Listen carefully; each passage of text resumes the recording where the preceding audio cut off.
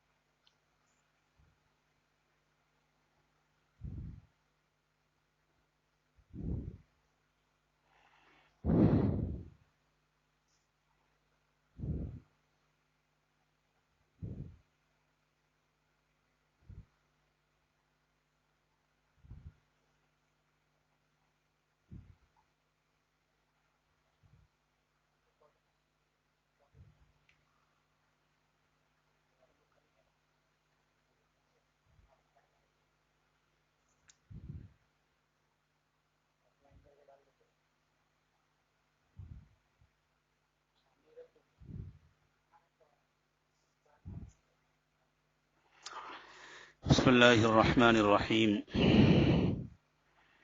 الحمد لله رب العالمين، والصلاة والسلام على سيدنا محمد سيد الأولين والآخرين وعلى آله وأصحابه أجمعين. أما بعد، فأعوذ بالله من الشيطان الرجيم. بسم الله الرحمن الرحيم.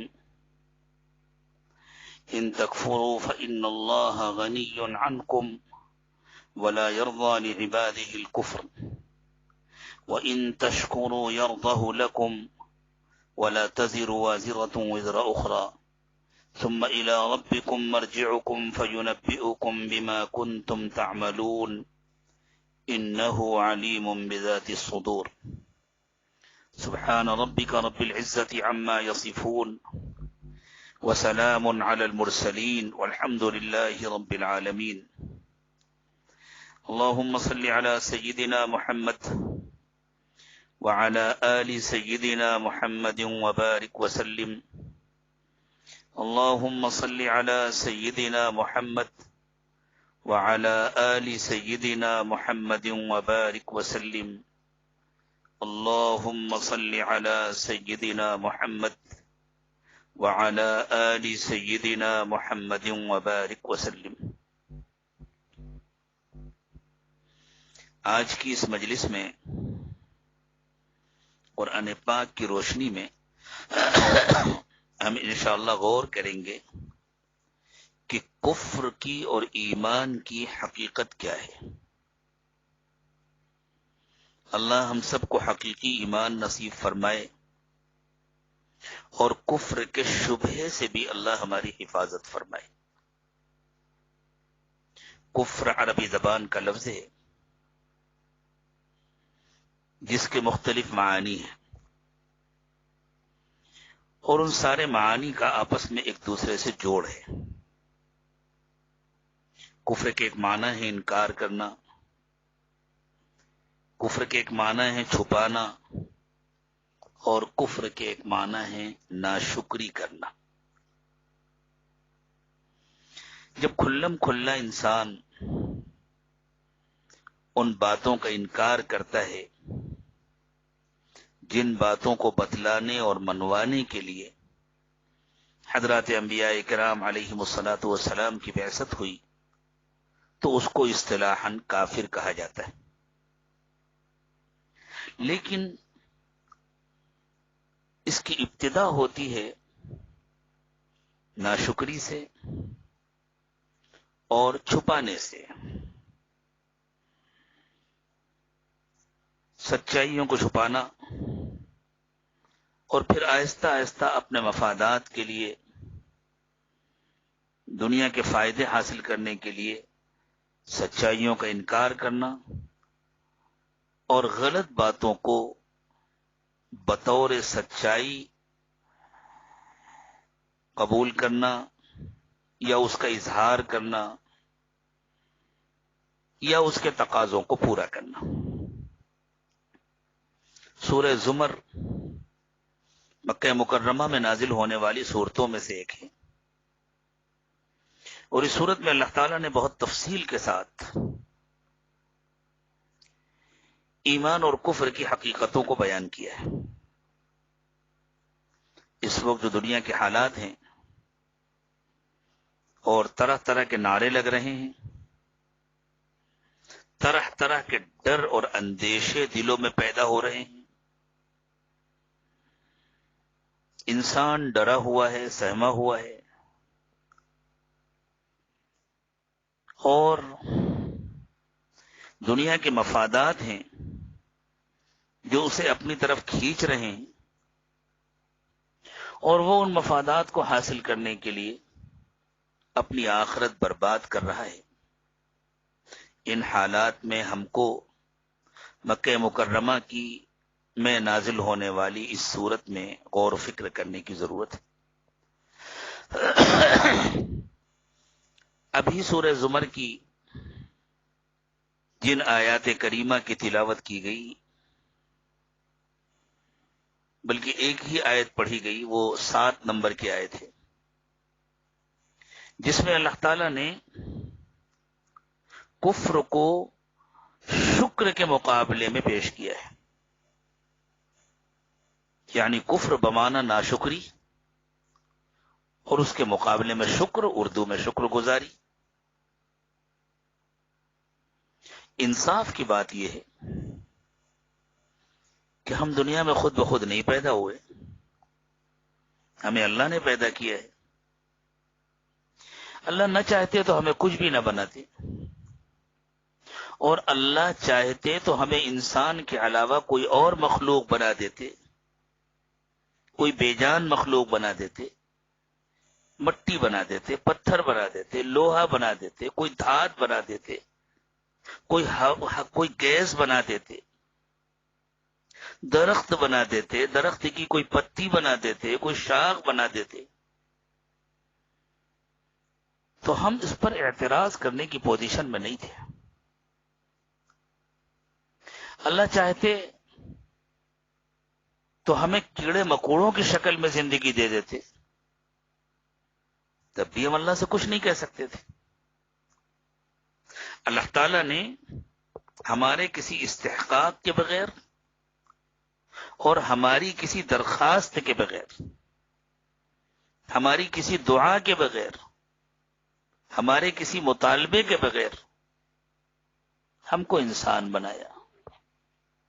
انسان اشرف المخلوقات ہے، اور یہ انسان اشرف المخلوقات بھی خود سے نہیں بن گیا، اللہ نے اپنی مہربانی سے اس کو اشرف المخلوقات بنایا ہے۔ اللہ تعالیٰ نے اپنے فضل سے، اپنی مہربانی سے انسان کو یہ مقام اور یہ مرتبہ عطا کیا۔ اور پھر ہم غور کریں کہ اس کائنات میں اللہ تعالیٰ نے جتنی نعمتیں پیدا کی ہیں وہ سب اصل میں انسان کے لیے ہیں۔ خود اللہ تعالیٰ نے ارشاد فرمایا وَسَخَّرَ لَكُمُ الشَّمْسَ وَالْقَمَرَ دَائِبَيْنِ وَسَخَّرَ لَكُمُ اللَّيْلَ وَالنَّهَارَ وَآتَاكُم مِّن كُلِّ مَا سَأَلْتُمُوهُ وَإِن تَعُدُّوا نِعْمَةَ اللَّهِ لَا تُحْصُوهَا۔ اللہ تعالیٰ نے چاند و سورج کو تمہاری خدمت پر مقرر کیا ہے، دن اور رات کو تمہاری خدمت میں لگایا ہے، تمہاری ہر ضرورت اللہ نے پوری کی ہے، تمہارے ہر تقاضے کو پورا کرنے کا اللہ نے انتظام کیا ہے۔ اب غور کریں، ہمیں بھوک لگتی ہے، اللہ نے ہمارے لیے کتنی اچھی اچھی غذائیں بنائی، غلے، دانے، پھل، طرح طرح کے گوشت۔ ہم بیمار ہوتے ہیں، اللہ نے ہماری ہر بیماری کے لیے دوا پیدا فرمائی ہے۔ کوئی ایسی بیماری نہیں ہے جس کے علاج کے لیے اللہ تعالیٰ نے کوئی نہ کوئی دوا نہ بنائی ہو۔ انسان کا کام ہے کہ وہ اس کو تلاش کرے۔ رسول اکرم صلی اللہ علیہ وسلم نے ارشاد فرمایا کہ موت کے سوا اس دنیا میں کوئی ایسی بیماری نہیں ہے جو لا علاج ہو، جس کا اللہ نے علاج نہ بنایا ہو، جس کی اللہ نے دوا نہ بنائی ہو۔ یہ ہمارے ساتھ اللہ تعالیٰ کا بے پناہ احسان ہے۔ جانوروں کو اللہ نے ان کا ذاتی لباس عطا فرمایا، بھیڑوں کو، دوسرے جانوروں کو، شیر کو دیکھیں، چیتے کو دیکھیں، ان کے اپنے جسم پر بالوں کا ایک لباس ہوتا ہے۔ پرندوں کو ہم دیکھیں، اللہ تعالیٰ نے ان کو کتنے خوبصورت لباس عطا فرمائے ہیں پروں کی شکل میں۔ انسان کو ایسا کوئی لباس نہیں دیا گیا، انسان کا جسم بے لباس ہوتا ہے، تو پھر اللہ تعالیٰ نے انسان کے لباس کے لیے کتنا انتظام کیا ہے۔ روئی پیدا کی اللہ نے تاکہ انسان کاٹن کا لباس بنا سکے، ریشم بنایا اللہ تعالیٰ نے، ریشم کے کیڑے جو انسانوں کی خدمت کرتے ہیں اور انسانوں کے لیے ریشم بناتے ہیں۔ شہد کی مکھی کو اللہ تعالیٰ نے انسانوں کی خدمت پر لگا دیا، جو نہایت لذیذ اور نہایت مفید شہد انسانوں کے لیے بناتے ہیں۔ وہ مکھیاں بناتی ہیں جن میں لذت بھی ہے، طاقت بھی ہے، علاج بھی ہے۔ اللہ تعالیٰ نے فرمایا یخرج من بطونها شراب مختلف الوانه فيه شفاء للناس، ان کے پیٹ سے رنگ برنگی شراب، رنگ برنگا مشروب نکلتا ہے۔ شہد کے الگ الگ رنگ بھی ہوتے ہیں، شہد کی الگ الگ لذتیں بھی ہوتی ہیں، شہد کی الگ الگ خصوصیات بھی ہوتی ہیں، لیکن ہر شہد کو اللہ تعالیٰ نے شفا بخش بنایا ہے۔ سر سے پیر تک ہم اللہ کی نعمتوں میں ڈوبے ہوئے ہیں۔ اس کا تقاضا یہ تھا کہ ہم ہر وقت اللہ کا شکر ادا کرتے، ہم ہر کام اللہ کی مرضی کے مطابق کرتے، ایک لمحہ بھی ہم اللہ تعالیٰ سے غافل نہ ہوتے، اور جو ہم کو اللہ سے دور کرنا چاہتا ہم اس کی طرف پلٹ کر نہ دیکھتے، نظر اٹھا کر نہ دیکھتے۔ جو ہم کو اللہ سے غافل کرنا چاہتا ہم اس کو اپنا دشمن سمجھتے۔ لیکن انسانوں کی اکثریت کا معاملہ اس کے برخلاف ہے۔ قرآن پاک میں اللہ تعالیٰ نے ایک پوری سورت نازل فرمائی ہے جس میں اپنی نعمتیں یاد دلائی ہیں اور پلٹ پلٹ کے پوچھا ہے انسانوں اور جناتوں سے، فَبِأَيِّ آلَاءِ رَبِّكُمَا تُكَذِّبَانِ فَبِأَيِّ آلَاءِ رَبِّكُمَا تُكَذِّبَانِ، انسانوں اور جناتوں تم اپنے رب کی کن کن نعمتوں کو جھٹلاؤ گے؟ یاد دلایا ہے اللہ تعالیٰ نے اس آیت کے تکرار کے ذریعے کہ اللہ نے تم کو اس قدر بے حساب نعمتیں عطا فرمائی ہیں، ان نعمتوں کا تقاضا تھا کہ تم اللہ کو یاد کرتے، تم اللہ کا کہنا مانتے، تم اللہ کا شکر ادا کرتے، لیکن تمہیں کیا ہو گیا ہے؟ تم اللہ کی ناشکری کرتے ہو۔ ہم میں سے ہر شخص اپنا جائزہ لے۔ الحمدللہ ہم لوگوں کو اللہ تعالیٰ نے ایمان عطا فرمایا ہے، لیکن ہم ذرا اپنا جائزہ تو لیں کہ ہمارا ایمان کتنا مضبوط ہے، کتنا کمزور ہے۔ ایمان کا تقاضا ہے کہ ہم اللہ کے شکر گزار بنیں۔ کیا واقعی ہم اللہ کے شکر گزار ہیں؟ وقت کو ضائع کرنا، اللہ کی نافرمانی کرنا، دنیا کی نعمتوں کو حاصل کرنے کے لیے اللہ کا حکم توڑنا، جبکہ دنیا کی یہ نعمتیں اللہ تعالی نے انسانوں کے لیے مقدر فرمائی ہیں اور ان کی تقسیم اللہ نے اپنے ہاتھ میں رکھی ہے۔ نعمتوں کی تقسیم اللہ نے انسانوں کے حوالے نہیں کی ہے، نعمتوں کی تقسیم اللہ تعالیٰ نے اپنے ہاتھ میں رکھی ہے۔ جس کے لیے اللہ نے جتنی نعمتیں لکھ دی ہیں وہ چاہے جتنی کوششیں کر لے، چاہے جتنے جتن کر لے، وہ اس سے زیادہ کوئی نعمت نہیں حاصل کر سکتا، اور جو نعمت اللہ تعالیٰ نے کسی کے لیے لکھ دی ہے ساری دنیا مل کر کے اس نعمت سے اس انسان کو، اس بندے کو، اس بندی کو محروم نہیں کر سکتی۔ پھر بھی ہم اپنا جائزہ لیں کہ اللہ کی دی ہوئی، اللہ کی بنائی ہوئی ان نعمتوں کو حاصل کرنے کے لیے ہم سے اللہ کی کتنی نافرمانی ہوتی ہے اور کتنا شرک ہوتا ہے. ہم شرک صرف اس کو سمجھتے ہیں کہ کسی پتھر کے سامنے، کسی درخت کے سامنے انسان سجدہ ریز ہو جائے، انسان ہاتھ جوڑ کر کھڑا ہو جائے اور اس کو اپنا خدا کہے.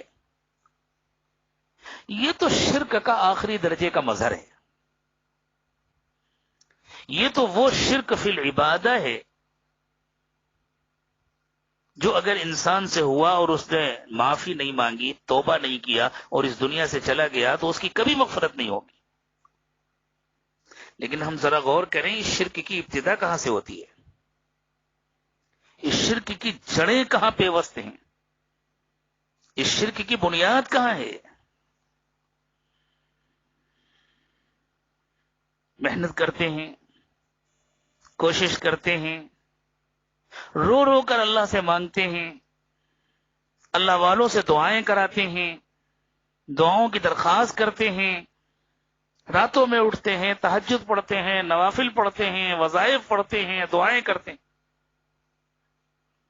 اور جب اللہ تعالیٰ اچھا کاروبار دے دیتے ہیں، جب اللہ تعالیٰ امتحان میں پاس کر دیتے ہیں،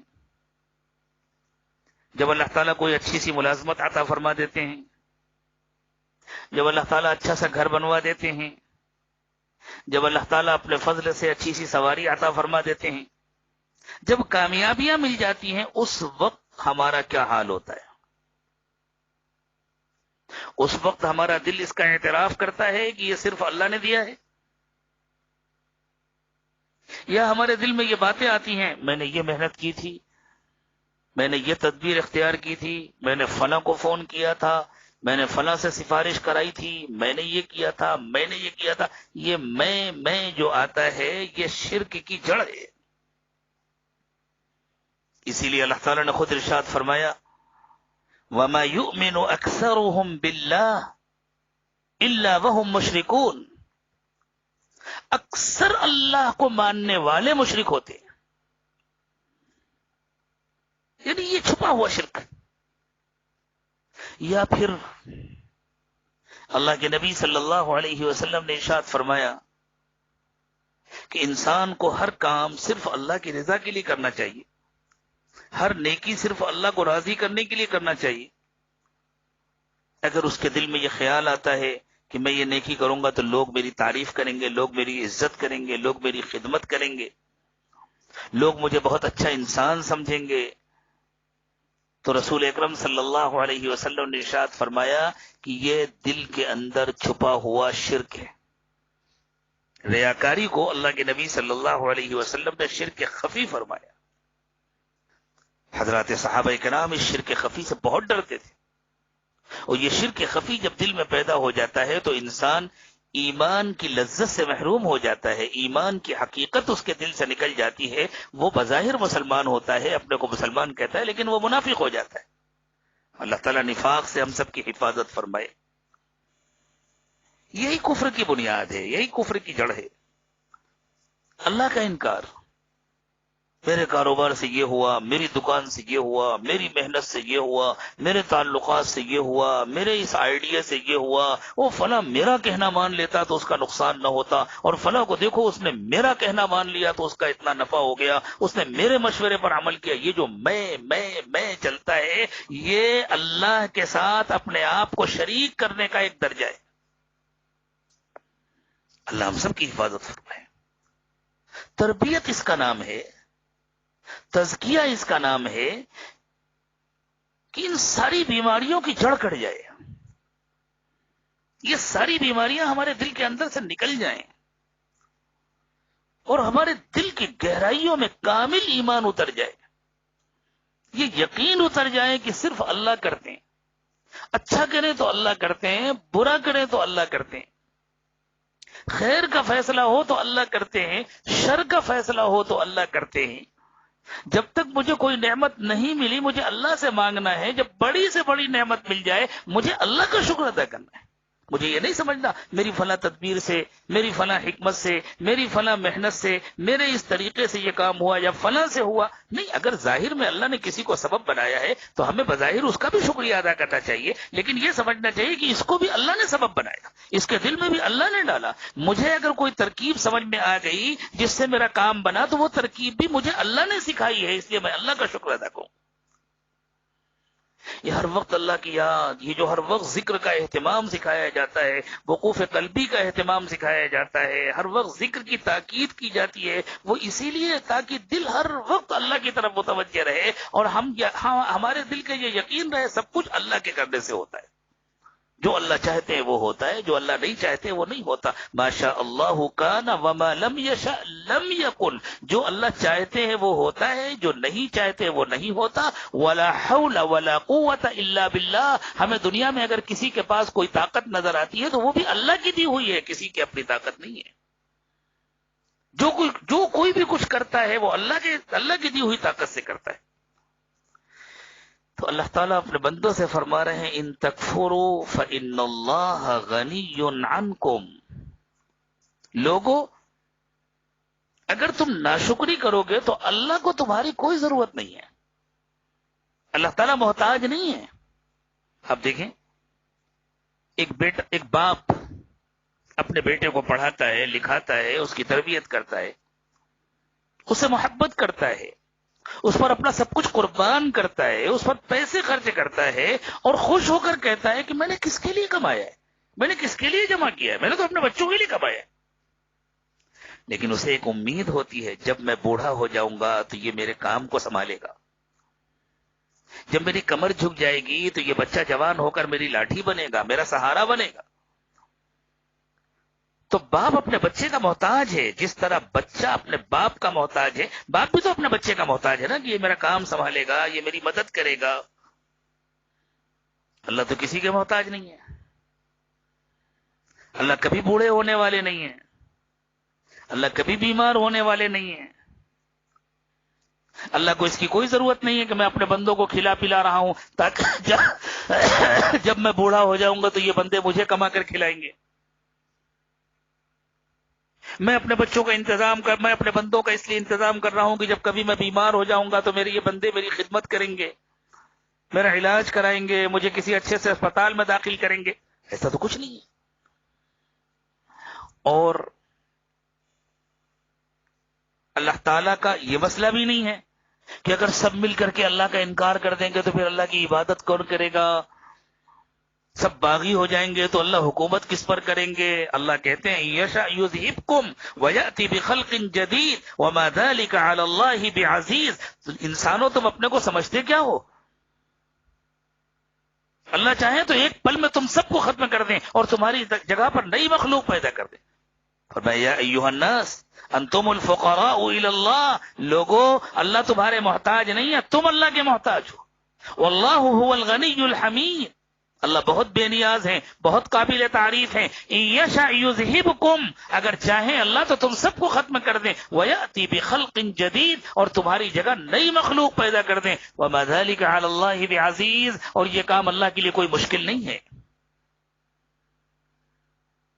ہم اللہ کا کہنا مانتے ہیں تو اپنا بھلا کرتے ہیں، ہم اللہ کا کہنا مانتے ہیں تو اپنا فائدہ کرتے ہیں۔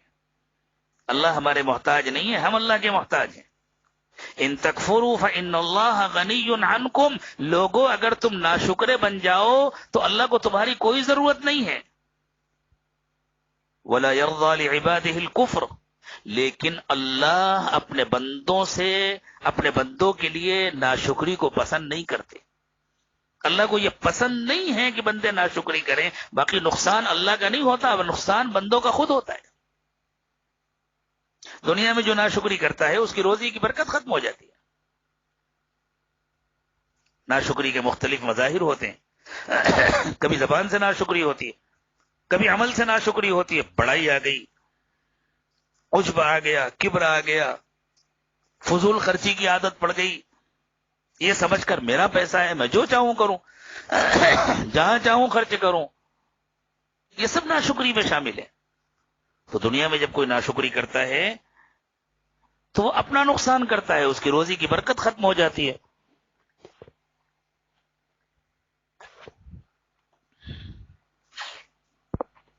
جو ناشکری کرتا ہے اللہ تعالیٰ لوگوں کے دلوں سے اس کی محبت نکال دیتے ہیں۔ جو شکر گزار ہوتا ہے اللہ دلوں میں اس کی محبت ڈالتے ہیں۔ تو ناشکری کرنے والا اپنا نقصان کرتا ہے۔ اللہ کو چونکہ اپنے بندوں سے بڑی محبت ہے، اللہ تعالیٰ نے محبت کو، رحمت کو اپنے لیے لازم کر لیا ہے۔ کتب علی نفسہ الرحمہ، خود اللہ تعالیٰ نے فرمایا کہ اللہ نے محبت کو اپنے لیے لازم کر لیا ہے۔ اس لیے اللہ تعالیٰ یہ چاہتے ہیں کہ بندے اپنا نقصان نہ کریں، اسی وجہ سے اللہ تعالیٰ ناشکری کو ناپسند کرتے ہیں۔ وَإِن تَشْكُرُوا يَرْضَهُ لَكُمْ، اور اگر تم شکر ادا کرو گے تو یہ اللہ کو پسند ہے۔ اللہ یہ چاہتے ہیں کہ تم شکر گزار بنو، اور شکر ادا کرنے سے نعمت بڑھتی ہے، ناشکری سے نعمت گھٹتی ہے۔ خود اللہ نے یہ قانون بتلایا، لَإِن شَكَرْتُمْ لَأَزِيدَنَّكُمْ، اگر تم شکر ادا کرو گے میں نعمتوں میں اضافہ کروں گا۔ وہ نعمتیں ظاہری ہوں یا باطنی ہوں، مادی ہوں یا معنوی ہوں۔ اللہ تعالیٰ نے تمہیں علم عطا فرمایا، تم علم پر شکر ادا کرو گے اللہ تمہیں اور علم دیں گے۔ عمل کی توفیق عطا فرمائی، شکر ادا کرو گے اللہ مزید توفیق دیں گے۔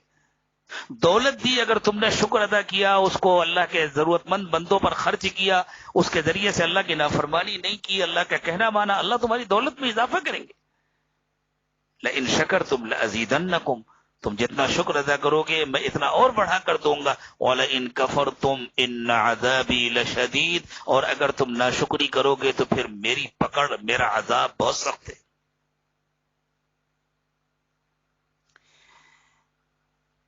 یہ بس سوچو، سب تو یہی کرتے ہیں، ایک ہم اچھے بن جائیں گے تو کیا ہوگا؟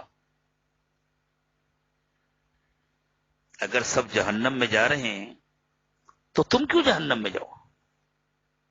اگر سب بھوکے ہیں تو تم تو نہیں بھوکے بیٹھے رہتے، تم کہتے ہو بھائی میں نے بار بار کہہ دیا کھانا کھا لو، کھانا کھا لو، اب کوئی نہیں کھا رہا، چلو میں کھا لیتا ہوں۔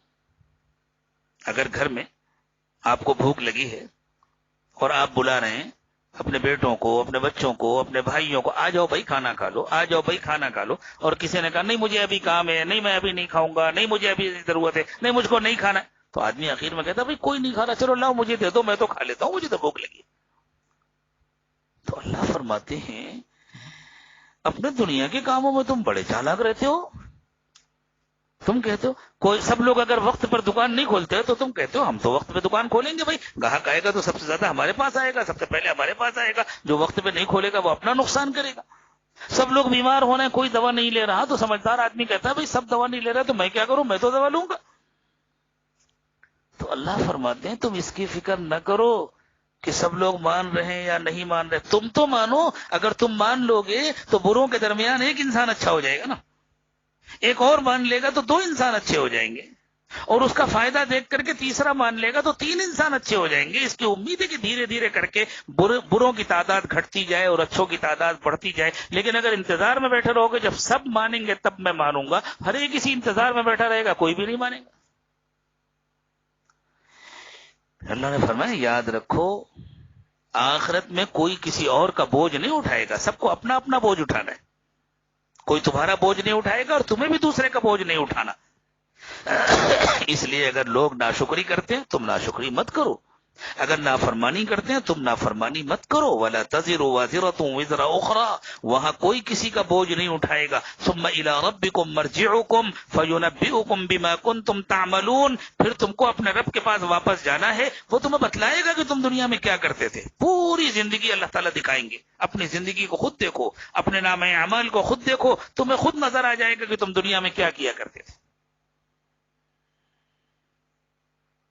ایک موقع پر اللہ تعالیٰ نے فرمایا کہ انسان کے سامنے جب نامہ اعمال پیش کیا جائے گا، یعنی جب اس کی زندگی پیش کی جائے گی، جیسے آج کسی کو کوئی واقعہ اسکرین پر دکھا دیا جائے، کوئی یوں کہے کہ نہیں فلاں جگہ تو میں نہیں گیا تھا، دوسرے لوگ گئے تھے میں تو نہیں گیا تھا، اور کہا جائے اچھا ٹھیک ہے ذرا اس ویڈیو کو دیکھیے، یہ دیکھیے یہ آپ ہی ہے نا، دیکھیے آپ بات کر رہے ہیں، یہ چل رہا ہے، تو آدمی کی انکار کرنے کی ہمت نہیں ہوتی. اوہو یہ کس نے ویڈیو بنا لیا، یہ کہاں سے فوٹو لے لیا، میں تو دیکھ ہی نہیں سکا تھا، اب تو میں انکار ہی نہیں کر سکتا. پوری زندگی کا ویڈیو انسان کے سامنے آئے گا جس کا نام ہے نامہ اعمال. ووضع الکتاب، پورا نامہ اعمال سامنے پیش کیا جائے گا. فطر المجرمین مشفقین مما فی، تو اللہ نے فرمایا جنہوں نے اللہ کی نافرمانی کی ہوگی، جنہوں نے جرم بھری زندگی گزاری ہوگی، گناہوں بھری زندگی گزاری ہوگی، وہ اس کو دیکھ کر کانپنے لگیں گے اور روتے ہوئے کہیں گے ما لهذا الکتاب، ارے یہ کیسا ریکارڈ ہے، لا یغادر صغیرۃ ولا کبیرۃ الا احصاها، اس میں تو میری زندگی کا چھوٹا بڑا کوئی عمل چھوٹا ہی نہیں ہے. ووجدوا ما عملوا حاضرا، جو کچھ کیا ہوگا سب موجود پائیں گے. ولا یظلم ربک احدا، تمہارا رب کسی پر کچھ ظلم نہیں کرے گا. اور ہمارے کیمرے تو صرف ہمارے چلنے پھرنے کے فوٹو لیتے ہیں، اٹھنے بیٹھنے کے فوٹو لیتے ہیں، ہمارے ریکارڈر تو صرف ہماری آوازوں کو ریکارڈ کرتے ہیں. ہمارے دلوں کے اندر کیا نیتیں چھپی ہوئی ہیں، ہمارے دل و دماغ میں کیا ارادے چھپے ہوئے ہیں اور پنپ رہے ہیں، ہمارا دماغ کیا منصوبے بنا رہا ہے، دنیا کا کوئی کیمرہ نہ اس کا فوٹو لے پاتا ہے، نہ کوئی ریکارڈر اس کو محفوظ کر پاتا ہے. لیکن اللہ فرماتے ہیں تمہارے دل کو بھی ہم نے بنایا ہے، تمہارے دماغ کو بھی ہم نے بنایا ہے. تمہارے دل و دماغ کے اندر کیا چھپا ہوا ہے تم ساری دنیا سے اس کو چھپا سکتے ہو، ہم سے نہیں چھپا سکتے. انہ علیم بذات الصدور، تمہارے سینوں کے اندر جو کچھ چھپا ہے اللہ اس کو جانتے. یہ بڑی عجیب بات ہے. عام طور سے لوگ یہ سمجھتے تھے کہ نیتوں کا تعلق صرف دل سے ہوتا ہے اور جو باتیں محفوظ ہوتی ہیں وہ صرف دل میں اور دل کے ذریعے سے دماغ میں محفوظ ہوتی ہیں. لیکن اس زمانے کی سائنسی تحقیقات نے بتلا دیا کہ حافظے کے سلسلے میں دل کے ساتھ ساتھ پھیپھڑوں کی بھی بڑی اہمیت ہے. پھیپھڑے جو بظاہر صرف آکسیجن لیتے اور دیتے ہیں، ریکارڈ رکھنے کے سلسلے میں، حافظے کے سلسلے میں ان ساری سائنسی تفصیلات کو اس وقت ذکر نہیں کر سکتا، وہ بہت لمبی تفصیلات ہیں، کوئی موقع ہوگا انشاءاللہ، اور میرے بعض بیانات میں وہ ریکارڈ بھی موجود ہیں الحمدللہ. اور پھیپھڑے بھی تو سینے کے اندر ہوتے ہیں، جس طرح دل سینے کے اندر ہوتا ہے پھیپھڑے بھی سینے کے اندر ہوتے ہیں. تو اللہ تعالیٰ نے جو نہیں فرمایا انہ علیم بذات القلوب، فرمایا انہ علیم بذات الصدور، تمہارے سینوں کے اندر جو کچھ ہے اللہ اس سب کو جانتے. اگر اللہ کہہ دیتے کہ تمہارے دلوں کے اندر جو کچھ ہے وہ سب جانتے ہیں تو اس زمانے کے سائنسداں بہت اچھلنا شروع کر دیتے. دیکھو اس زمانے میں جو کہ محمد صلی اللہ علیہ وسلم کو معلوم نہیں تھا، وہ سمجھتے تھے صرف دل کا کردار ہوتا ہے، اس لیے انہوں نے دل کا تذکرہ کر دیا. اس میں تو دل کے ساتھ ساتھ پھیپھڑوں کا بھی کردار ہوتا ہے. جب دنیا میں کسی کو یہ بات نہیں معلوم تھی، اس زمانے میں حضرت محمد صلی اللہ علیہ وسلم کی زبان مبارک سے اللہ نے یہ حقیقت کہلائی انہ علیم بذات الصدور، سینوں کے اندر جو کچھ چھپا ہوا ہے اس کو اللہ جانتے.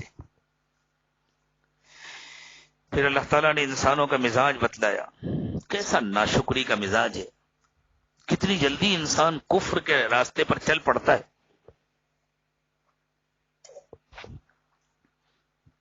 وَإِذَا مَسَّ الْإِنسَانَ ضُرٌّ دَعَا رَبَّهُ مُنِيبًا إِلَيْهِ، انسان کا حال یہ ہے کہ جب تکلیف آتی ہے تو خوب رو رو کر اللہ سے دعائیں مانگتا ہے، خوب گڑ گڑاتا ہے، راتوں میں اٹھتا ہے، تہجد پڑھتا ہے، نمازیں پڑھتا ہے، روزے رکھتا ہے، حج کرتا ہے، عمرہ کرتا ہے، صدقہ کرتا ہے، اللہ والوں کے پاس جاتا ہے، دعائیں کراتا ہے. کب تک؟ جب تک مصیبت ختم نہ ہو جائے، جب تک تکلیف دور نہ ہو جائے. ثم اذا خوله نعمتا منه، پھر جب اللہ اسے اپنی کوئی نعمت عطا فرما دیتے ہیں، گاڑی دے دی، مکان دے دیا، مقدمے میں کامیاب کر دیا، امتحان میں پاس کرا دیا، اس کی مرضی کی ملازمت دلا دی، کوئی نعمت اللہ تعالیٰ دے دیتے ہیں. نسی ما کان یدعو الیہ من قبل، تو بھول جاتا ہے کہ میں اللہ کو کتنا پکارا کرتا تھا. وجعل للہ اندادا، اور اللہ کے ساتھ دوسروں کو شریک بنا لیتا ہے. یہاں شریک سے مراد صرف بت نہیں ہے، وہ تو آخری درجہ ہے شرک کا، لیکن یہاں شرک کی حقیقت کو بیان کیا جا رہا ہے، شرک کی بنیاد کو بیان کیا جا رہا ہے.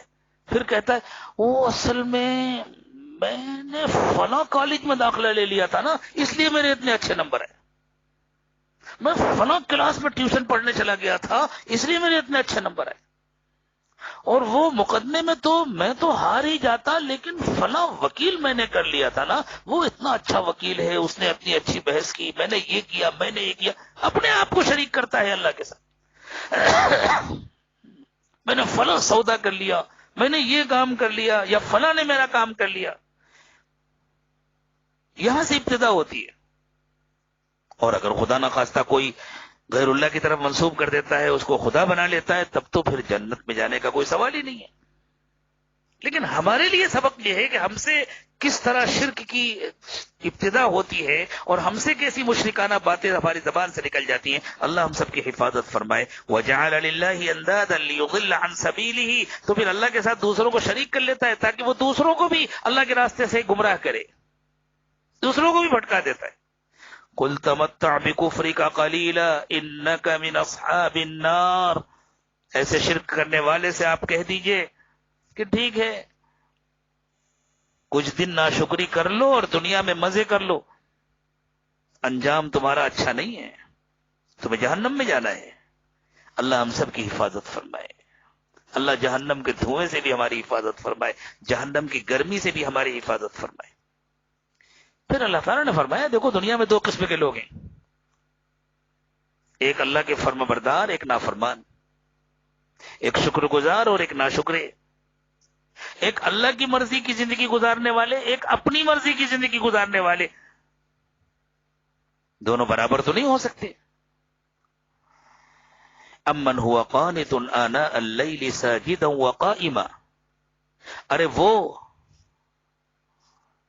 جو راتوں میں اٹھ اٹھ کر کے کبھی سجدہ کرتا ہے، کبھی رکوع کرتا ہے، کبھی قیام کرتا ہے، یحذر الآخرہ، آخرت سے ڈرتا ہے، مجھے اللہ کے پاس جانا ہے، حساب دینا ہے، ویرجو رحمت ربہ، اور اللہ کی رحمت کی امید رکھتا ہے دنیا میں بھی اور آخرت میں بھی، وہ جو اپنی مرضی کی زندگی گزارتا ہے، جو مانتا ہی نہیں اللہ کو، یا زبان سے تو کہتا ہے کہ میں اللہ کو مانتا ہوں لیکن عمل سے نہیں مانتا، زندگی اپنی مرضی کی گزارتا ہے، نہ نماز پڑھتا ہے، نہ روزہ رکھتا ہے، نہ حج کرتا ہے، نہ زکوٰۃ دیتا ہے،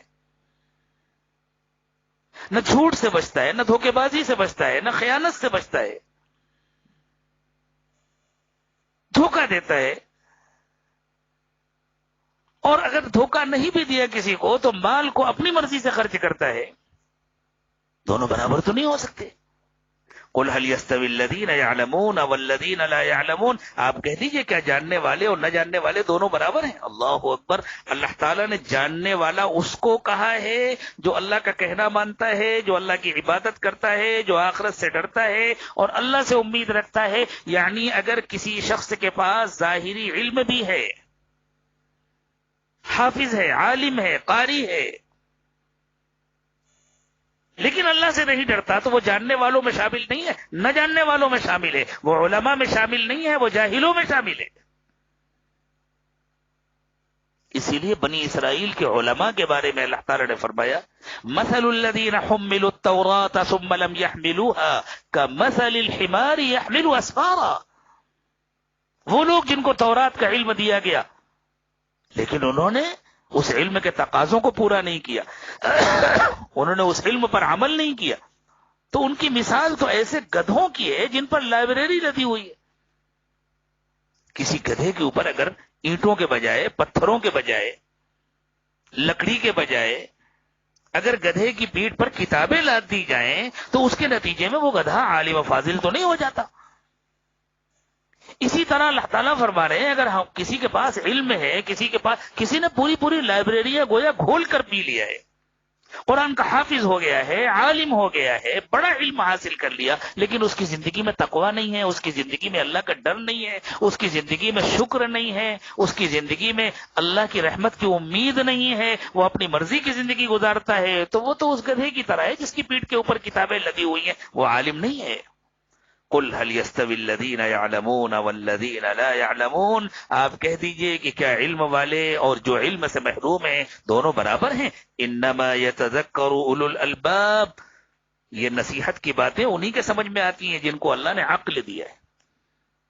یہ بتلایا دنیا میں جو خوب پیسے کما لے، دھوکہ دے کر کے، بےایمانی کر کے، اس کی شکایتیں کر کے، کسی کی بلڈنگ گروا کر کے، کسی کا نقصان کرا کے، پولیس کی دلالی کر کے جو پیسے کما لے اسے بڑا عقل مند سمجھا جاتا ہے۔ اللہ فرما رہے ہیں وہ عقل مند نہیں ہے، وہ بیوقوف ہے۔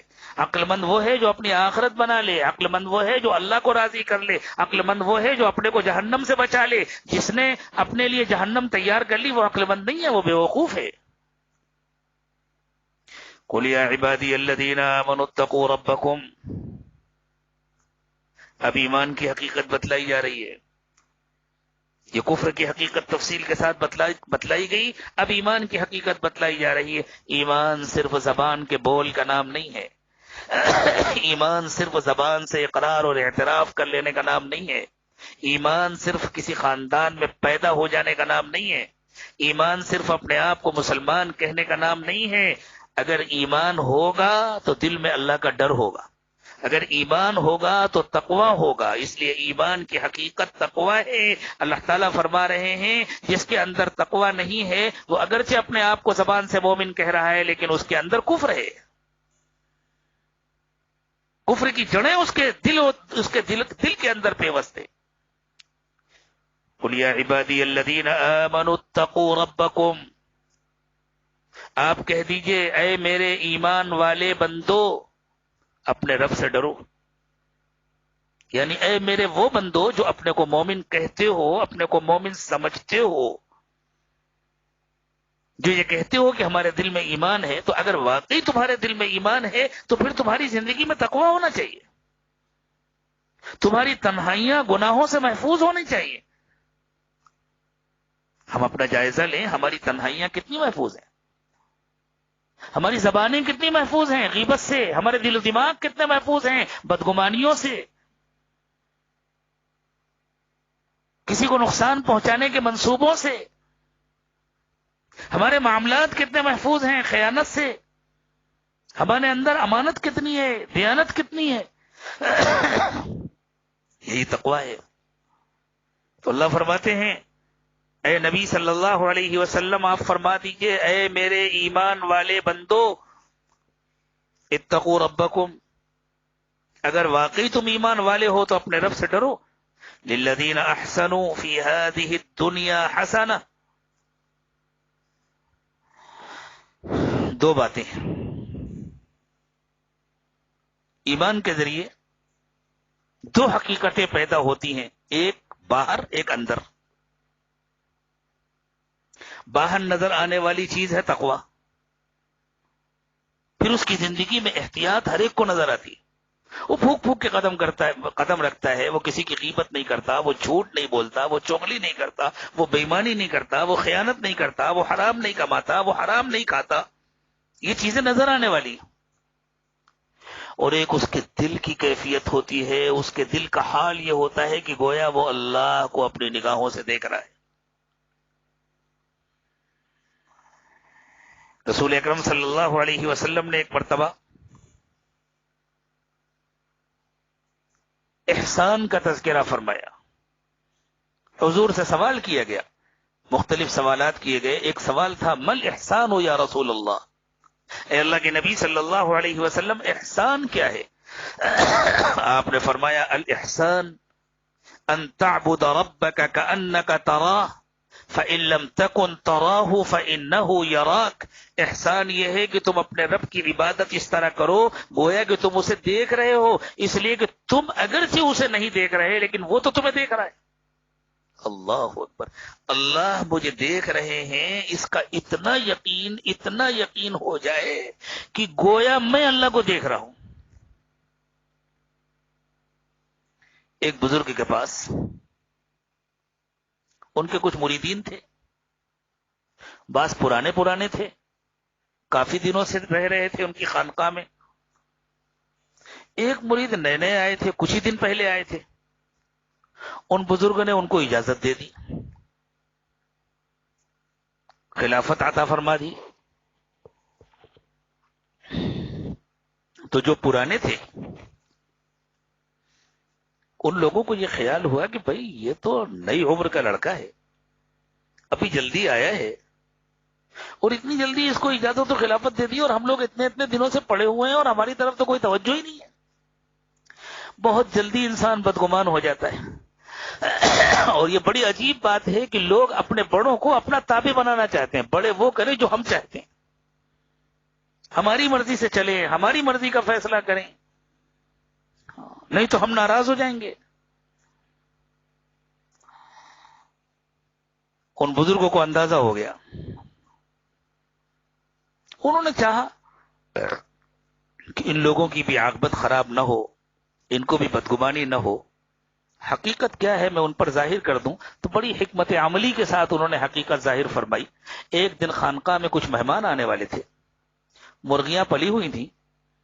ان بزرگوں نے کئی خادموں کو بلایا اور ان صاحب کو بھی بلایا جن کو نئی نئی اجازت و خلافت دی تھی، اور ان سب سے کہا کہ دیکھو بھائی، مہمان آنے والے ہیں، مرغیاں ذبح کرنی ہیں اور جلدی سے گوشت تیار کر کے باورچی کے حوالے کرنا ہے تاکہ مہمانوں کے لیے وقت پر کھانا پک جائے۔ آپ لوگ ایسا کریں، ایک ایک مرغی لے لیں، ایک ایک چھری لے لیں اور جلدی جلدی ذبح کر کے بوٹی کر کے باورچی کے حوالے کر دیں تاکہ کام جلدی ہو جائے۔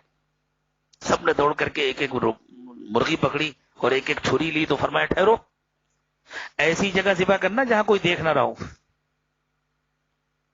سب لوگ لے کر کے بھاگے، کوئی دیوار کی آڑ میں گیا اور اس نے ذبح کر دیا، کوئی درخت کی آڑ میں گیا اس نے ذبح کر دیا، کوئی کمرے کے اندر گیا اور اس نے ذبح کر دیا۔ اور یہ نوجوان جن کو ابھی کچھ دن پہلے حضرت نے اجازت و خلافت دی تھی، یہ تھوڑی دیر کے بعد آئے تو زندہ مرغی ہاتھ میں ہے اور چھری لیے ہوئے اور رو رہے ہیں۔ باقی سب ہنسنے لگے، دیکھو بے وقوف کو ابھی حضرت کیسا ڈانٹیں گے، اتنی دیر ہو گئی، مہمان آنے والے ہیں، اب تک مرغی نہیں ذبح کی۔ تو یہ سوچ کر کہ دیکھو ابھی ان پر ڈانٹ پڑے گی، ہاں ابھی بڑے خوش ہو رہے تھے نا، فلاں دن خلافت ملی تھی، بڑے خوش ہو رہے تھے، تو آج تو سب کے سامنے ڈانٹ پڑے گی، اس لیے وہ لوگ بھی پیچھے پیچھے آ گئے کہ دیکھیں کیا ہوتا ہے۔ حضرت نے ذرا ناگواری کے لہجے میں کہا، کیا ہوا، تم نے اب تک مرغی نہیں ذبح کی؟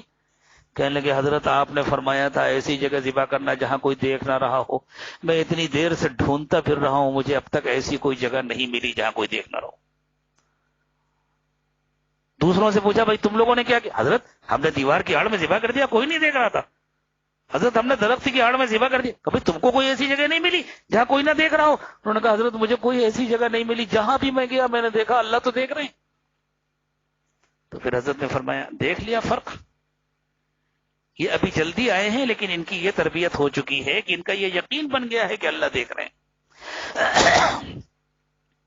دل میں یہ یقین اتر جانا، صرف زبان سے کہنا نہیں، دل کا یہ حال ہو جانا، دل کی یہ کیفیت بن جانا کہ اللہ مجھے دیکھ رہے ہیں، اس کے بعد اللہ کی نافرمانی کرنے کی کون ہمت کر سکتا ہے؟ اس کو احسان کہتے ہیں۔ اللہ فرماتے ہیں جس کو احسان کی یہ کیفیت مل جاتی ہے، اللہ دنیا میں بھی اس کو عزتوں سے نوازتے ہیں۔ آخرت میں تو اللہ جو دیں گے وہ تو دیں گے ہی، لیکن اللہ اس کو دنیا میں بھی عزتوں سے نوازتے ہیں، دلوں میں اللہ اس کی عزت ڈالتے ہیں اور اس کا کوئی کچھ نہیں بگاڑ سکتا۔ قل یا عبادی الذین آمنوا اتقوا ربکم، آپ کہہ دیجئے اے میرے ایمان والے بندو اپنے رب سے ڈرو، للذین احسنوا فی ہذہ الدنیا حسنہ، جن کے اندر احسان کی کیفیت آ جاتی ہے اللہ دنیا میں بھی ان کے ساتھ بھلائی کا معاملہ کرتے ہیں۔ وارض اللہ واسعہ، اور اگر کسی جگہ رہ کر تمہیں اللہ کی عبادت میں دشواری ہو رہی ہے تو اللہ کی زمین بہت وسیع ہے، جہاں آسانی سے عبادت کر سکتے ہو وہاں چلے جاؤ۔ انما یوفی الصابرون اجرهم بغیر حساب، جو صبر کرنے والے ہیں، جو جمنے والے ہیں، اللہ ان کو بے حساب اجر عطا فرمائیں گے۔ اب میں آپ کو لے چلوں گا اس سورت کے اخیر کی طرف، لیکن اس سے پہلے درمیان کی چند آیات جن میں اللہ تعالی نے ناشکری اور شکر گزاری کے انجام کو بیان کیا ہے۔ دنیا میں تو جو تقوی کی زندگی گزارے گا، یہ شکر گزاری کا تقاضا ہے کہ اگر انسان اللہ کا شکر گزار ہے تو اس کے اندر تقوی ہے، وہ اپنے دل پر اتنی محنت کرے کہ دل میں احسان کی صفت پیدا ہو جائے، اور دل پر یہ محنت کسی اللہ والے سے جڑے بغیر اور ذکر کا اہتمام کیے بغیر اور اپنا تزکیہ اور اپنی تربیت کی فکر کیے بغیر دل کی ایک کیفیت نہیں بن پاتی۔ ناممکن تو نہیں ہے، اللہ چاہے بنا دیں، لیکن عام حالات میں بنتی نہیں ہے۔ جیسے اللہ کسی کو چاہے بغیر پڑھے لکھے عالم بنا دے لیکن عام حالات میں اس کو کسی استاذ کے پاس جا کر رہنا ہوتا ہے، کتابیں پڑھنی ہوتی ہیں، کورس مکمل کرنا ہوتا ہے، تب جا کر وہ عالم بنتا ہے۔ اسی طرح جب تک انسان کسی کے پاس رہتا نہیں، اپنی تربیت نہیں کراتا، اور طالب بن کر کے جب تک اپنی تربیت نہیں کراتا، اس وقت تک یہ کیفیت آتی نہیں۔ تو اللہ نے فرمایا دنیا میں تو جو شکر گزار ہوگا اس کی روزی میں برکت ہوگی، اس کی محبت اللہ تعالیٰ دلوں میں ڈالیں گے، اور شکر گزاری کا مطلب یہ ہے کہ اس کی زندگی میں تقویٰ ہو، اس کے دل میں احسان ہو۔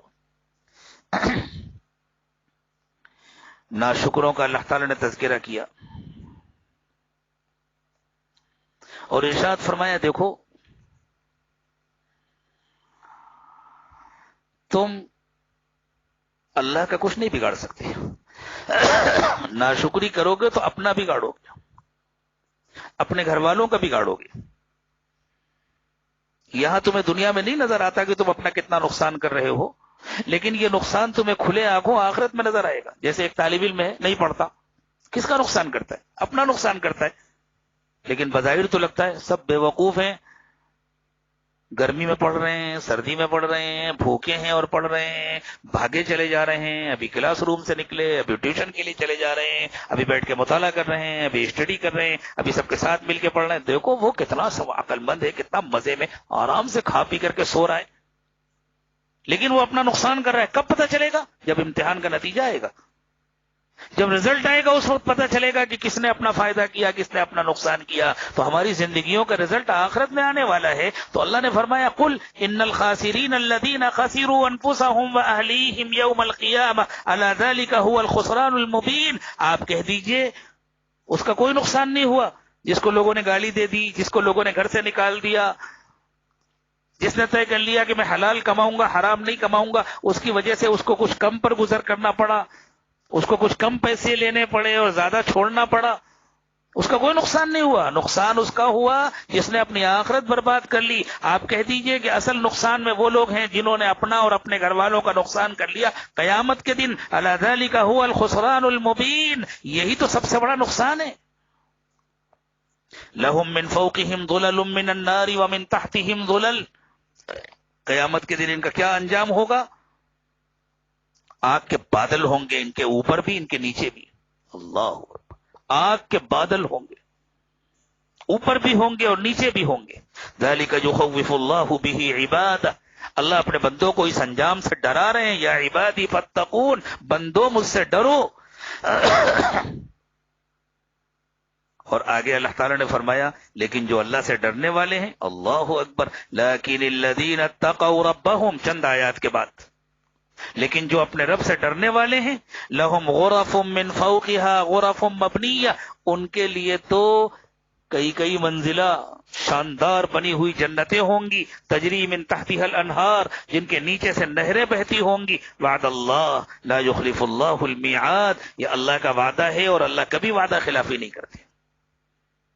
یہ انجام بتلایا اللہ تعالیٰ نے آخرت کے اعتبار سے۔ اور دنیا میں کوئی محل بنا لے، کوٹھی بنا لے، کئی دن رہنا ہے۔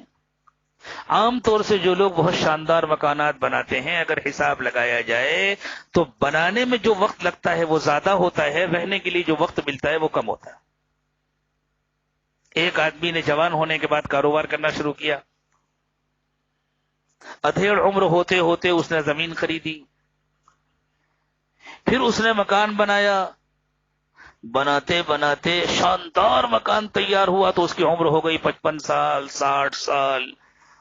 تو جب سے کاروبار شروع کیا اس وقت سے لے کے مکان بنانے تک کتنا وقت لگا اس کو جوڑیے، اور اس کے بعد رہنے کے لیے گیا 4 سال میں 5 سال میں وہ چلا گیا چھوڑ کر کے دنیا سے۔ تو بنانے میں زیادہ وقت لگتا ہے، رہنے کے لیے کم وقت ملتا ہے۔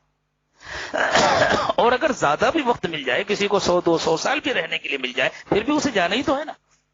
دنیا میں تو ہمیشہ کسی کو نہیں رہنا، لیکن آخرت میں تو ہمیشہ رہنا ہے۔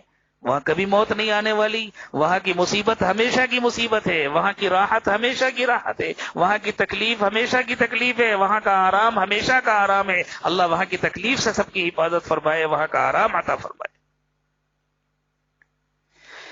اب میں آپ کو اس سورت کے بالکل اخیر کی طرف لے چلوں گا۔ سورت کا بھی اخیر ہوگا اور انشاءاللہ وہ گفتگو کا بھی اخیر ہوگا۔ اللہ تعالیٰ نے فرمایا قیامت کے دن جنتیوں کے بھی گروپ بنائے جائیں گے، جہنمیوں کے بھی گروپ بنائے جائیں گے، الگ الگ گروپ ہوں گے۔ اور ان گروپوں کے الگ الگ لیڈر ہوں گے، اس لیے کہ جہنمی سب ایک جیسے نہیں ہوں گے. کوئی جھوٹ بولنے میں بہت مشہور، کوئی دھوکہ دینے میں بہت مشہور، کوئی دلالی کرنے میں بہت مشہور، کوئی چوری کرنے میں بہت مشہور، کوئی ظلم کرنے میں بہت مشہور. اس اعتبار سے ان کے الگ الگ گروپ بنائے جائیں گے. یہ ظالموں کا گروپ ہے، یہ چوروں کا گروپ ہے، یہ دھوکے باز دلالوں کا گروپ ہے، یہ بے ایمانوں کا گروپ ہے، یہ زانیوں کا گروپ ہے. جتنے گناہ ہیں ان کے اعتبار سے الگ الگ گروپ بنائے جائیں گے، اور پھر فرشتے ان کو لے کر کے چلیں گے. وسیق الذین کفروا الی جہنم زمرا، الگ الگ گروپوں کی شکل میں ناشکروں کو، نافرمانوں کو جہنم کی طرف ہٹایا جائے گا. حتی اذا جاؤوها فتحت ابوابها، جب وہ جہنم کے قریب پہنچیں گے تو جہنم کے دروازے کھولے جائیں گے. وقال لهم خزنتها الم يأتكم رسل منكم يتلون عليكم آيات ربكم وينذرونكم لقاء يومكم هذا. تو جہنم کے فرشتے کہیں گے کیا ہوا، کیا تمہیں کوئی ڈرانے نہیں آیا تھا، کیا تمہیں کوئی بتلانے نہیں آیا تھا، کیا تمہیں اللہ کی بات سنانے والا کوئی نہیں آیا تھا، اس دن سے کوئی ڈرانے نہیں آیا تھا؟ تو وہ سر جھکا کر کے شرمندگی سے کہیں گے بلا ولیکن حقت کلمۃ العذاب علی الکافرین، ہاں آئے تو تھے لیکن کیا کریں، ہمارا مقدر یہی تھا، کافروں کے لیے عذاب طے ہو چکا تھا، اس لیے ہم نے ان کی بات سنی نہیں اور ہم یہاں پہنچ گئے. قیل ادخلوا ابواب جہنم خالدین فیہا، کہا جائے گا چلو ٹھیک ہے اندر چلے جاؤ، اب تمہیں ہمیشہ وہیں رہنا ہے، کبھی نکلنا نہیں ہے. فبئس مثوى المتکبرین، یہ متکبروں کا بدترین ٹھکانہ ہے. اللہ اکبر، کیسی جڑ پکڑ کر اللہ نے بتلائی ہے کہ کفر کی بنیاد تکبر ہے. جب انسان اپنے کو کچھ سمجھتا ہے، میں کیوں کسی کی بات مانوں، میں کسی سے کم تھوڑی ہوں، مجھے کیا سمجھتے ہیں، میں ایسا، میری دولت، میرا پیسہ، تبھی وہ نافرمانی کرتا ہے. تکبر کا یہ عالم ہوتا ہے، وہ اللہ کے سامنے جھکنے کو تیار نہیں، اللہ کے رسول کے سامنے جھکنے کو تیار نہیں، اللہ والوں کے سامنے جھکنے کو تیار نہیں. وسیق الذین اتقوا ربهم الى الجنۃ زمرا، اور جو متقی لوگ ہیں ان کے بھی الگ الگ گروپ بنیں گے. سب اللہ سے ڈرنے والے ہیں، سب تقوی کی زندگی گزارنے والے ہیں، لیکن ان کی زندگیوں میں الگ الگ نیکیاں نمایاں ہیں. کسی کی زندگی میں دعوت و تبلیغ نمایاں ہے، کسی کی زندگی میں تذکیر نمایاں ہے، کسی کی زندگی میں ذکر نمایاں ہے، کسی کی زندگی میں تلاوت نمایاں ہے. اس نے پوری زندگی پڑھانے میں گزار دی، اس نے پوری زندگی لوگوں کو سکھانے میں گزار دی. کوئی سخاوت کرتا تھا، خوب حلال کماتا تھا اور خوب لوگوں پر خرچ کرتا تھا. باقی نیکیاں سب کرتے تھے، اللہ کا کہنا سب مانتے تھے، لیکن کسی کے اندر کوئی چیز زیادہ نمایاں ہے، کسی کے اندر کوئی عمل زیادہ نمایاں ہے، تو اس کے اعتبار سے الگ الگ گروپ بنائے جائیں گے. یہ حاجیوں کا گروپ، یہ عمرہ کرنے والوں کا گروپ، یہ اللہ کے راستے میں چلنے پھرنے والوں کا گروپ، یہ پڑھنے پڑھانے والوں کا گروپ، یہ ذکر کرنے والوں کا گروپ، یہ اللہ کے راستے میں دشمنوں کا مقابلہ کرنے والوں کا گروپ ہے، یہ لوگوں کو اللہ کی طرف بلانے والوں کا گروپ ہے. وسیق الذین اتقوا ربهم الى الجنۃ زمرا، متقیوں کو بھی الگ الگ گروپوں میں فرشتے لے کر جنت کی طرف چلیں گے. حتی اذا جاؤوها وفتحت ابوابها، جب یہ جنت کے دروازوں کے پاس پہنچیں گے اور دروازے پہلے سے کھلے ہوں گے اور فرشتے ان کے استقبال میں کھڑے ہوں گے. وقال لهم خزانتها سلام علیکم طبتم فادخلوها خالدین، تو فرشتے ان کو دیکھتے ہی سلام کریں گے اور کہیں گے مبارک ہو، مبارک ہو، تشریف لائیے، ہمیشہ کے لیے جنت میں آ جائیے، آپ کو ہمیشہ جنت میں رہنا. ان کے اندر چونکہ تکبر نہیں ہوگا نا، تو یہ وہاں جا کر کے یوں نہیں کہ ہاں ہم نے اتنے حج کیے تھے اس لیے ہم جنت میں آ گئے، ہم نے اتنی محنت کی تھی، ہم نے اتنے چلے لگائے تھے، ہم نے اتنے 4 مہینے لگائے تھے، اور ہم نے اتنا پڑھایا تھا، اور ہم نے اتنا ذکر کیا تھا، اور ہم نے اتنی تلاوت کی تھی، اور ہم نے اتنا کام کیا تھا. نہیں، یہ تو تکبر کی باتیں ہیں. وہ تو کہیں گے یہ تو ہمارے اللہ کا احسان ہے، ہم تو کسی قابل نہیں تھے، ہمارے ٹوٹے پوٹے اعمال کی کیا حیثیت تھی، یہ تو اللہ کا احسان ہے کہ اللہ تعالیٰ نے اپنے فضل سے ہمیں جنت عطا فرمائی. یہ شکر گزاروں کا طریقہ ہوتا ہے. وقالوا الحمد للہ الذی صدقنا وعدہ، وہ کہیں گے اس اللہ کا شکر ہے، اس اللہ کا کرم ہے جس نے اپنا وعدہ پورا کر دیا. وَأَوْرَثَنَا الْأَرْضَ نَتَبَوَّأُ مِنَ الْجَنَّةِ حَيْثُ نَشَاءُ، اور ہمیں یہ جنت کی زمین عطا فرما دی اور ہم سے کہہ دیا گیا آپ جنت میں ہم جہاں چاہے رہیں. فَنِعْمَ أَجْرُ الْعَامِلِينَ، اچھے کام کرنے والوں کا بدلہ بھی بہت اچھا ہوتا ہے. تو اللہ تعالیٰ نے کفر اور ایمان کی حقیقت بھی بتلائی اور کفر اور ایمان کا نتیجہ بھی بتلایا، دنیا میں بھی اور آخرت میں بھی. ہم لوگوں کی اس وقت بہت بڑی کمزوری یہ ہے کہ ہمیں اللہ تعالیٰ نے اپنے فضل سے ایمان عطا فرمایا ہے، ایمان والے گھروں میں پیدا فرمایا ہے، ایمان والا ماحول عطا فرمایا ہے، لیکن ہم اپنے اندر سے مکمل کفر کو کھرچ کر نکالنے کے لیے تیار نہیں ہوتے۔ یہ جو تزکیے کی محنت ہے، یہ جو اللہ والوں کے ذریعے محنت ہو رہی ہے، اور اللہ کا بڑا احسان ہے، اللہ کا بڑا کرم ہے، اس زمانے میں اللہ تعالیٰ نے ہم کو اور آپ کو اپنے ایک نہایت مقبول بندے سے جوڑا ہے۔ حضرت پیر ذوالفقار صاحب دامت برکاتہم کا نام کس کو نہیں معلوم؟ یہ انہی کے سلسلے سے جڑے ہوئے لوگوں کا یہ بیانات کا سلسلہ جو شروع ہو رہا ہے، جس کی آج ابتدا ہے، اور انشاءاللہ 10 دن تک مختلف حضرات کے ذریعے سے آپ بیانات سنتے رہیں گے۔ تو اللہ تعالیٰ نے اپنے ایک نہایت مقبول بندے سے ہم کو جوڑا ہے، اور بھی اللہ تعالیٰ کے نیک اور مقبول بندوں سے جو جڑے ہوئے ہیں، اس کا تقاضا یہ ہے کہ ہم اپنا جائزہ لے کر اپنے اندر سے کفر کو کھرچ کر نکالیں، اپنے آپ کو اپنے بڑوں کے حوالے کریں، تبھی ہماری تربیت ہوگی۔ جب تک کوئی اپنے کو حوالے نہیں کرتا، اسلام نام ہے اپنے کو حوالے کرنے کا۔ بلا من اسلم وجہہ للہ وہو محسن، اللہ نے فرمایا جو مکمل اخلاص کے ساتھ اپنے آپ کو حوالے کر دیتا ہے اللہ کے، اور اللہ کے حوالے کیسے کریں گے؟ اللہ کے حوالے کرنے کے لیے اللہ کے رسول کے حوالے کرنا، اور اللہ کے رسول بھی ہمارے درمیان موجود نہیں ہے، تو اپنے کو اللہ کے رسول کے حوالے کیسے کریں گے؟ کسی اللہ والے کے حوالے کرنا۔ جب ہم اپنے کو کسی اللہ والے کے حوالے کرتے ہیں تو حقیقت میں ہم اپنے کو اس انسان کے حوالے نہیں کرتے، ہم اس کے ذریعے سے اپنے آپ کو اللہ کے رسول کے حوالے کرتے ہیں، اللہ کے حوالے کرتے ہیں، تب اللہ تعالیٰ ہماری تربیت فرماتے ہیں۔ تو یہ ساری محنت جو ہو رہی ہے وہ اس لیے ہو رہی ہے تاکہ ایک تربیت یافتہ جماعت دنیا میں بنے، اور اللہ کی رحمت سے امید ہے کہ ایسی تربیت یافتہ جماعت کے ذریعے اللہ تعالیٰ دنیا میں ہدایت کے فیصلے فرمائیں گے۔ نظام عالم بدلنے والا ہے، دنیا کے حالات بدلنے والے ہیں، دنیا میں انشاءاللہ ہدایت کے بڑے فیصلے ہونے والے۔ اللہ تعالیٰ مجھے اور آپ کو اور بزرگوں سے جڑے ہوئے تمام ایمان والوں کو اللہ تعالیٰ اس کے لیے قبول فرما لیں، اور اللہ ہمارے ذریعے سے دنیا کی گمراہی اور دنیا کی تاریکی کو دور فرما دیں، اور دنیا میں ہدایت کے فیصلے فرما دیں۔ اللہ تعالیٰ ہم سب کو ایمان کی حقیقت نصیب فرمائیں، اور کفر کے شبہ سے بھی اللہ ہماری حفاظت فرمائے، کفر کے دھبے سے بھی اللہ ہماری حفاظت فرمائے، اللہ ہماری تربیت فرمائے، ہمارا تزکیہ فرمائے، ہمارے بڑوں کا سایہ ہمارے سروں پر دیر تک قائم رکھیں، اور ہمیں ان سے پورا فائدہ اٹھانے کی توفیق عطا فرمائے۔ وآخر دعوانا ان الحمد للہ رب العالمین۔ دعا فرما لیں۔ سبحان ربی العلی الاعلی الوہاب، اللہم صل علی سیدنا محمد وعلی آل سیدنا محمد وبارک وسلم۔ ربنا ظلمنا انفسنا وان لم تغفر لنا وترحمنا لنکونن من الخاسرین۔ پروردگار عالم، ہم آپ کے عاجز اور کمزور بندے ہیں، ہمارے حال پر رحم فرمائیے۔ اے اللہ، ہمارے گناہوں کو معاف فرما دیجئے، خطاؤں سے درگزر فرمائیے، عیوب کی پردہ پوشی فرمائیے۔ اللہ ہماری نگاہوں کو پاک کر دیجئے، دلوں کو صاف کر دیجئے، سینوں کو اپنی محبت سے لبریز فرمائیے۔ اللہ ہماری ہڈی ہڈی بوٹی بوٹی میں اپنی محبت پیدا فرمائیے۔ اللہ ہماری تنہائیوں کو گناہوں سے پاک کر دیجئے، اللہ ہماری تنہائیوں کو گناہوں سے پاک کر دیجئے۔ اللہ ایمان کی حقیقت نصیب فرما دیجئے، شکر کی حقیقت نصیب فرما دیجئے۔ اللہ کفر سے ہماری حفاظت فرمائیے، اللہ ظاہری کفر سے بھی حفاظت فرمائیے، چھپے ہوئے کفر سے بھی حفاظت فرمائیے۔ اللہ ظاہری شرک سے بھی حفاظت فرمائیے، چھپے ہوئے شرک سے بھی حفاظت فرمائیے۔ اللہ ہم آپ کے بہت کمزور بندے ہیں، امتحان اور آزمائش کے قابل نہیں ہیں، اللہ کسی امتحان میں نہ ڈالیے، اللہ آزمائشوں سے بچا لیجئے، بغیر امتحان کے کامیاب کر دیجئے۔ اللہ ہمیں ہدایت دے دیجئے، ہمارے ذریعے دوسروں کی ہدایت کے فیصلے فرما دیجئے۔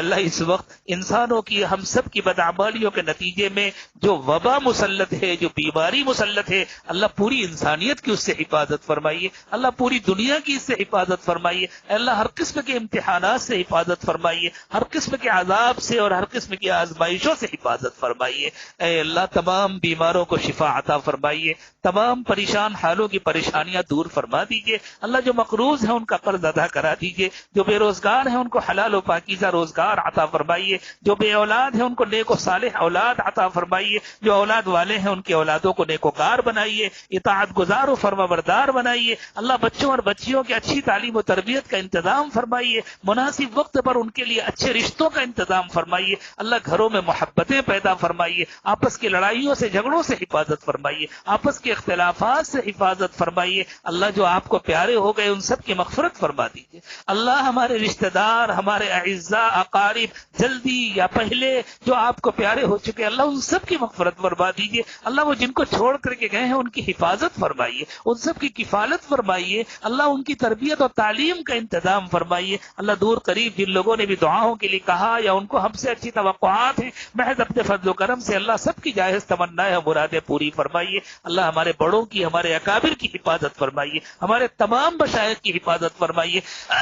اللہ پوری دنیا میں اللہ خیر کے جتنے سلسلے ہیں، اللہ خیر کے جتنے سلسلے ہیں، تصوف و سلوک کے جتنے سلسلے ہیں، تعلیم و تربیت کے جتنے سلسلے ہیں، اللہ دعوت و تبلیغ کے جتنے سلسلے ہیں، اللہ سب کی حفاظت فرمائیے۔ اللہ تمام بڑوں کی، تمام اکابر و مشائخ کی حفاظت فرمائیے۔ اللہ خاص طور سے ہمارے حضرت، ہمارے مرشد حضرت پیر ذوالفقار صاحب دامت برکاتہم کی عمر میں، صحت میں خوب خوب برکت عطا فرمائیے۔ اللہ ان کا سایہ ہمارے سروں پر دیر تک قائم و دائم رکھیے۔ اللہ ہمیں ان کا اطاعت گزار اور فرما بردار بنا دیجیے۔ اپنے آپ کو اپنے بڑوں کے حوالے کرنے کی توفیق عطا فرمائیے۔ اللہ من مانی کرنے سے ہماری حفاظت فرمائیے۔ اللہ عدوان سے، طغیان سے ہماری حفاظت فرمائیے۔ اللہ عدوان سے اور طغیان سے ہماری حفاظت فرمائیے۔